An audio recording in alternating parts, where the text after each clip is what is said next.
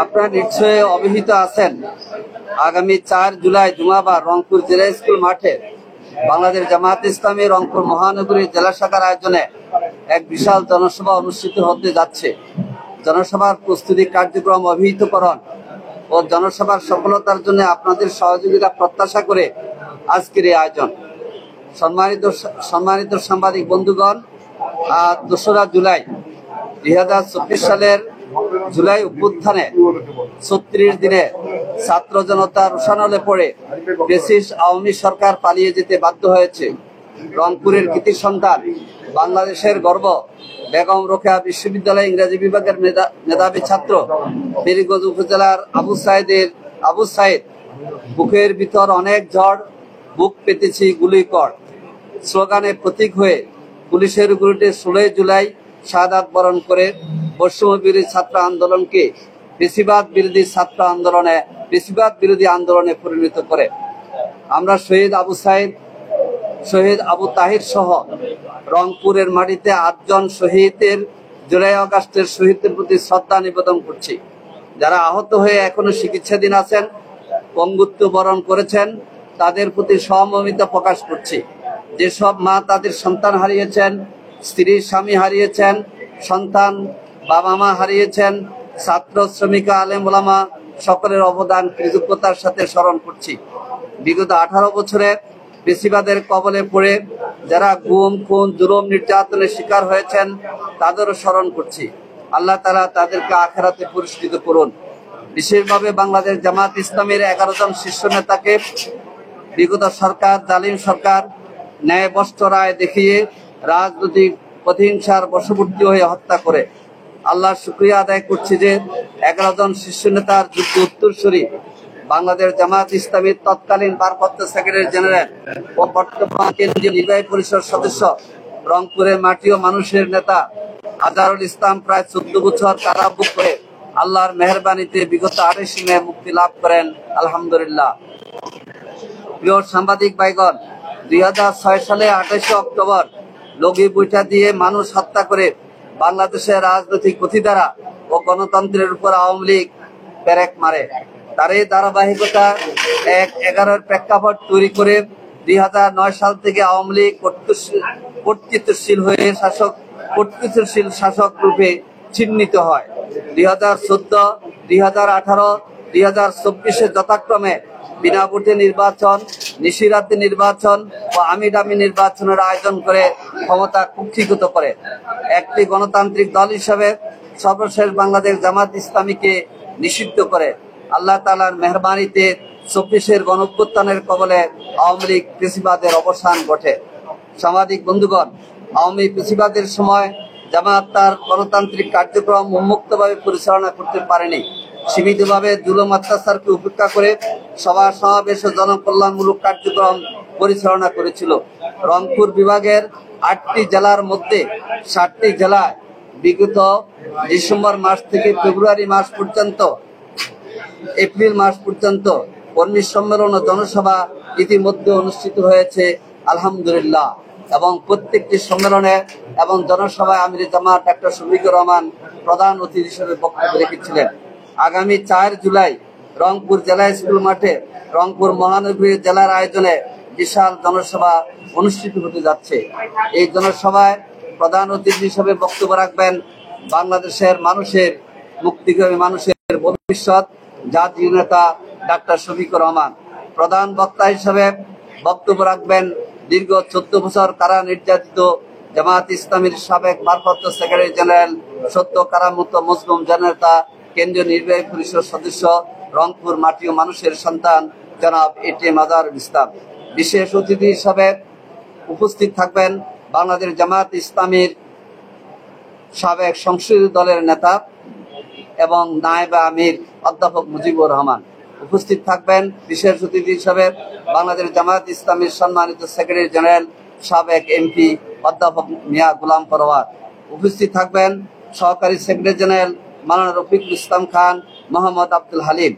উপস্থিত থাকবেন ঢাকা মহানগরী দক্ষিণের আমির, কেন্দ্রীয় নির্বাহী পরিষদ সদস্য জনাব নুরুল ইসলাম বুলবুল, সাবেক কেন্দ্রীয় সভাপতি ইসলামী ছাত্র শিবির। আরো উপস্থিত থাকবেন বাংলাদেশ ইসলামী ছাত্র শিবিরের সাবেক কেন্দ্রীয় সভাপতি ঢাকা মহানগরী দক্ষিণের আমির কেন্দ্রীয় নির্বাহী পরিষদ, ঢাকা মহানগরী উত্তরের আমির কেন্দ্রীয় নির্বাহী পরিষদ সদস্য জনাব মোহাম্মদ সেলিম উদ্দিন। উপস্থিত থাকবেন বাংলাদেশ জামায়াত ইসলামী কেন্দ্রীয় কর্মপরিষদ সদস্য, রংপুর দিনাজপুর অঞ্চলের সহকারী পরিচালক, রংপুরের মানুষের পরিচিত আলেম দ্বীন অধ্যক্ষ মাওলানা মমতাজ উদ্দিন। বক্তব্য রাখবেন জামায়াত ইসলামীর কেন্দ্রীয় কর্মপরিষদ সদস্য, ইসলামী ছাত্র শিবিরের সাবেক কেন্দ্রীয় প্রচার সেক্রেটারি সম্পাদক, রংপুর মহানগরীর সাবেক আমির কেন্দ্রীয় কর্মপরিষদ সদস্য অধ্যাপক মাহবুর রহমান বেলাল।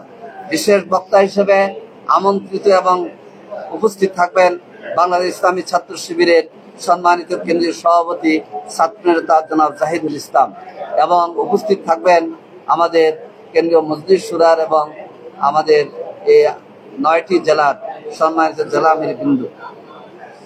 এই সম্মেলনের জন্য যে আমাদের দাবিগুলো ছিল, সেই দাবিগুলো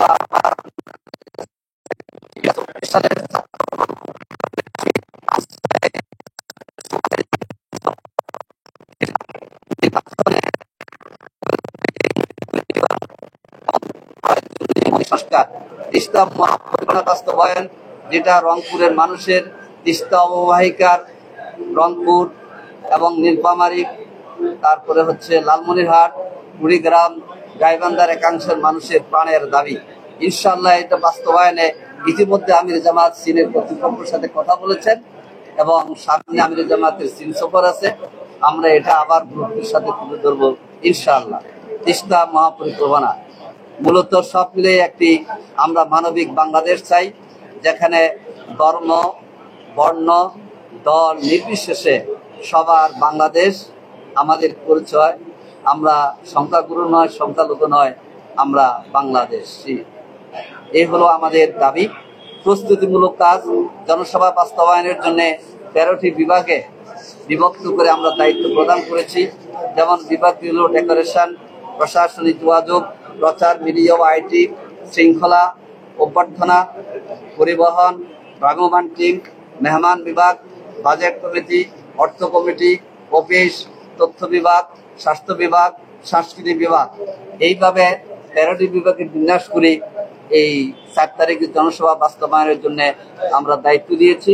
আমাদের ভাইরা এই সম্মেলন, এই জনসভা বাস্তবায়ন কমিটির সভাপতি আহ্বায়ক হলেন রংপুর মহানগরীর সম্মানিত আমির এটিএম আজম খান, এবং যুগ্ম আহ্বায়ক হিসেবে তাকে সহযোগিতা করছেন জেলা জামাতের সম্মানিত আমির সাবেক উপজেলা চেয়ারম্যান অধ্যাপক গোলাম রব্বানী। এই প্রস্তুতিমূলক কাজ আমরা শেষ করছি। আমাদের এখানকার ভাই বন্ধুগণ অত্যন্ত পরিশ্রম করে যাচ্ছেন, রাত দিন পরিশ্রম করছেন। এই পরিশ্রমের মাঝেও আপনাদের সময় একটু ক্ষেপণ হয়ে গেছে, মানে ব্যানার লাগাইতে একটু দেরি হয়ে গেছে আমাদের। প্রিয় ভাইরা, আমাদের আহ্বান থাকবে উক্ত দাবিগুলো আদায়ে এবং রংপুরের মানুষের আকাঙ্ক্ষা বাস্তবায়নে দল, মত, ধর্ম, বর্ণ নির্বিশেষে আমরা সর্বস্তরে জনগণের প্রতি আহ্বান জানাতে চাই যে 24-এর গণ অভ্যুত্থানের প্রেক্ষাপটে নির্বিঘ্নে ভোটাধিকার প্রয়োগ করে বৈষম্য মুক্ত মানবিক বাংলাদেশ গঠনে আমরা ঐক্যবদ্ধ ভূমিকা পালন করব। 4 জুলাই জনসভায় দলে দলে যোগদান করে জনসভায় সফল করার জন্য রংপুরের ধর্ম, বর্ণ নির্বিশেষে সর্বস্তরের জনতার প্রতি, ছাত্র, শিক্ষক, শ্রমিক, মেহনতি মানুষ সবার প্রতি আমরা উদাত্ত আহ্বান জানাচ্ছি। আমরা প্রশাসন, আইন শৃঙ্খলা বাহিনী এবং সংশ্লিষ্ট সকল নির্বাহী কর্তৃপক্ষের নিকট অনুরোধ থাকবে জনসভার সুশৃঙ্খলভাবে বাস্তবায়নে আপনাদের সুচিন্তিত পদক্ষেপ ও সহযোগিতা আমাদেরকে অনুপ্রেরণা যোগাবে। সাংবাদিক বন্ধুগণ, নানা ব্যস্ততার মাঝে আপনাদের সময় দেওয়ার জন্য ধন্যবাদ জানাচ্ছি। আর জনসভা নিউজ কভার করে আপনাদের আন্তরিকতাপূর্ণ প্রচেষ্টা আমাদের আয়োজনকে সুন্দর ও সার্থক সমৃদ্ধ করবে ইনশাআল্লাহ। আল্লাহ হাফেজ। বাংলাদেশ জিন্দাবাদ, বাংলাদেশ জামাত ইসলামী জিন্দাবাদ। একটা জিনিস একটু আপনি একটু বলে দিলেন যে দাবিতে রংপুর বিভাগীয় সমাবেশ ওটা একটু দয়া করে আয়োজন করতে আমরা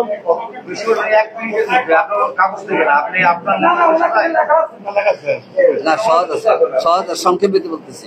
24-এর গণ অভ্যুত্থানের শহীদ আবু সাঈদের খুনি সহ ফ্যাসিস্টদের বিচার, প্রয়োজনীয় মৌলিক সংস্কার, নির্বাচনের লেভেল প্লেইং ফিল্ড তৈরি এবং তিস্তা মহাপরিকল্পনা বাস্তবায়ন করে মানবিক বাংলাদেশ গড়ার লক্ষ্য।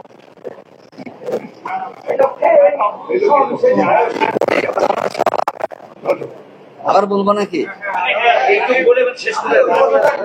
শহীদ আবু সাইদের খুনি সহ প্রেসিডেন্টের বিচার, প্রয়োজনীয় সংস্কার ও নির্বাচন লেভেল প্লেইং ফিল্ড তৈরি এবং তিস্তা মহাপরিকল্পনা বাস্তবায়ন।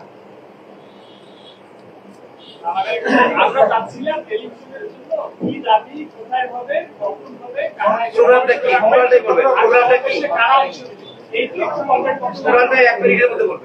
আচ্ছা, 4 জুলাই 2025 রংপুর জেলা স্কুল মাঠে বাংলাদেশ জামাত ইসলামের বিশাল জনসভা। দাবিগুলো হলো শহীদ আবু সাইদের খুনি সহ ফ্যাসিস্টদের বিচার, প্রয়োজনীয় সংস্কার ও নির্বাচনের লেভেল প্লেইং ফিল্ড তৈরি, তিস্তা মহাপরিকল্পনা বাস্তবায়ন।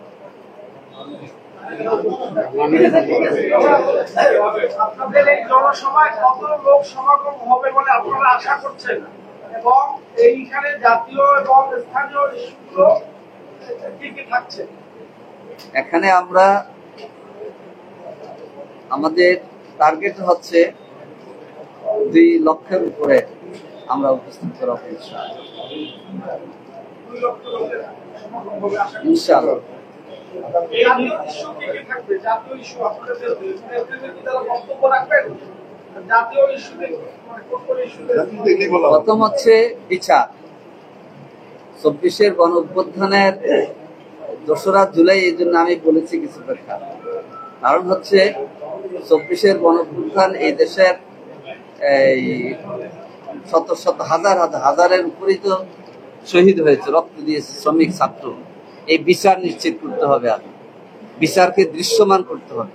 24-এর গণ অভ্যুত্থানে ছাত্র শ্রমিকদের এই হত্যাকাণ্ডের সাথে যারা জড়িত, যেটা আমরা বলি যে সকল গণহত্যার বিচার।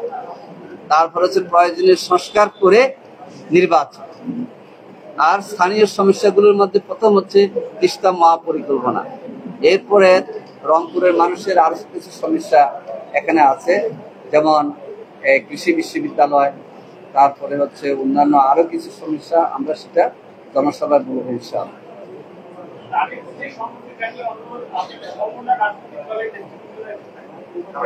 আমরা অন্যান্য রাজনৈতিক দলের যারা ফ্যাসিবাদ বিরোধী আন্দোলনে ভূমিকা রেখেছেন সেসব রাজনৈতিক দলকে আমরা দাওয়াত দিয়েছি।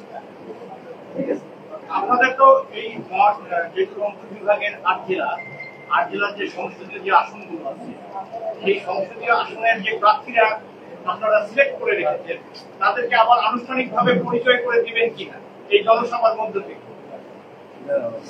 তারা উপস্থিত হবে ইনশাআল্লাহ, তাদেরকে আমরা দাওয়াত দিয়েছি। ধন্যবাদ। ধন্যবাদ আপনাদেরকে।